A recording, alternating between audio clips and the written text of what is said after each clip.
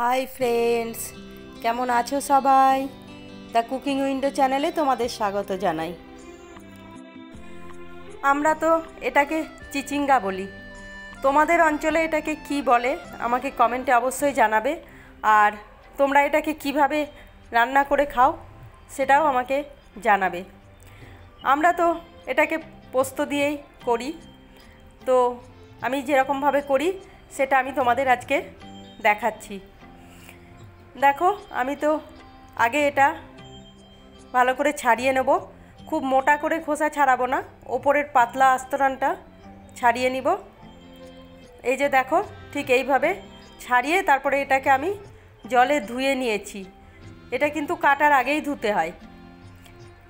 ছাড়িয়ে তারপরে পরিষ্কার করে ধুয়ে এবার আমি এটাকে কাটবো। আর খুব ছোট ছোট পাতলা পাতলা করে কাটবো। এটা যদিও কচি আছে, ভেতরে একটু বীজ নাই, কিন্তু এটা পাতলা পাতলা করে কাটলে তবেই কিন্তু খেতে ভালো লাগবে। এই যে দেখো, বেশ ছোট ছোট করে কেটেছি, তাই না? এবার আমি এটাকে রান্না করার জন্য এর মশলাটা আগে করে নেব। দেখো, আমি এতে 2 চামচ পোস্ত দেব, আর 1 চামচ তিল দেব, আর এতে একটা কাঁচা লঙ্কাও দিয়ে দেব। দিয়ে অল্প একটু জল দিয়ে এটা ভিজিয়ে রেখে দেব। মিক্সিতে বাটবো তো, তাই একটু ভিজিয়ে রাখলাম, কারণ ভিজিয়ে রাখলে বেশ ভালো হয় বাটাটা। এবার এদিকে আমি কড়াইয়ে তেল বসিয়ে দেবো। তেলটা গরম হলে অল্প একটু কালো জিরে দিয়ে দেব ফোড়ঙে। তারপর কালো জিরেটা ভাজা হয়ে গেলে আমি ওই চিচিঙ্গাটা দিয়ে দেব।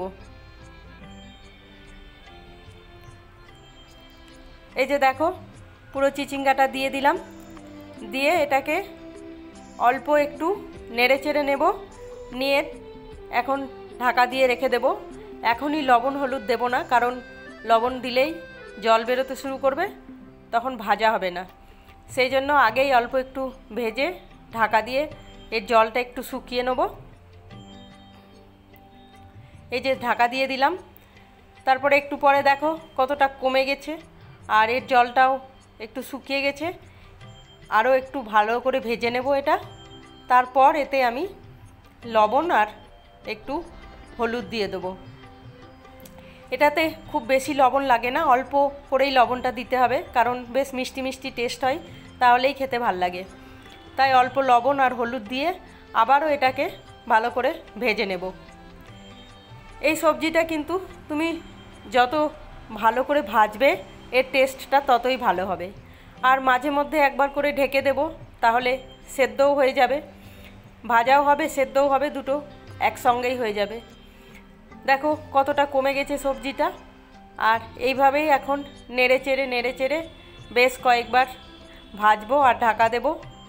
তারপর যখন সেদ্ধ হয়ে যাবে তখন ওই যে তিলটা আর পোস্তটা ভিজিয়ে রেখেছিলাম সেটা বেটে মিক্সিতে 2বার ঘুরিয়ে নিয়েছি, তাহলেই বাটা হয়ে গেছে। নিয়ে এবার এতে দিয়ে দেবো। পোস্তটা দিয়ে দেওয়ার পরেও কিন্তু এটা বেশ খানিকক্ষণ নেড়ে চেড়ে আমি ভাজবো। এর জলটা পুরো শুকিয়ে দিতে হবে, জলটা থাকলে কিন্তু টেস্ট হবে না। আর যখন পুরো হয়ে যাবে রান্না প্রায়, তখন এতে অল্প একটু চিনি দিয়ে দেব, কারণ এই সবজিটা একটু মিষ্টি মিষ্টি হলেই ভালো হয়, সেই জন্য অল্প একটু চিনি দিয়ে দিলাম। নিয়ে আবারও খুব ভালো করে নেড়ে চেড়ে ভেজে নিলাম। বন্ধুরা, আমার এই রান্না তোমাদের কেমন লাগছে কমেন্টে অবশ্যই জানাবে, আর ভালো লাগলে একটা লাইক করে দেবে। আর যারা নতুন তাদের কাছে আমার রিকোয়েস্ট, চ্যানেলটা সাবস্ক্রাইব করে বেল আইকনটা প্রেস করে দিও, তাহলে যখনই নতুন কোনো ভিডিও দেব তোমাদের কাছে নোটিফিকেশান চলে যাবে। আজ তাহলে আসি, কাল আবার দেখা হবে নতুন একটা ভিডিও নিয়ে। তোমরা সবাই ভালো থেকো, আর ধৈর্য ধরে আমার এই ভিডিওটা দেখার জন্য তোমাদের সকলকে অসংখ্য ধন্যবাদ। বাই।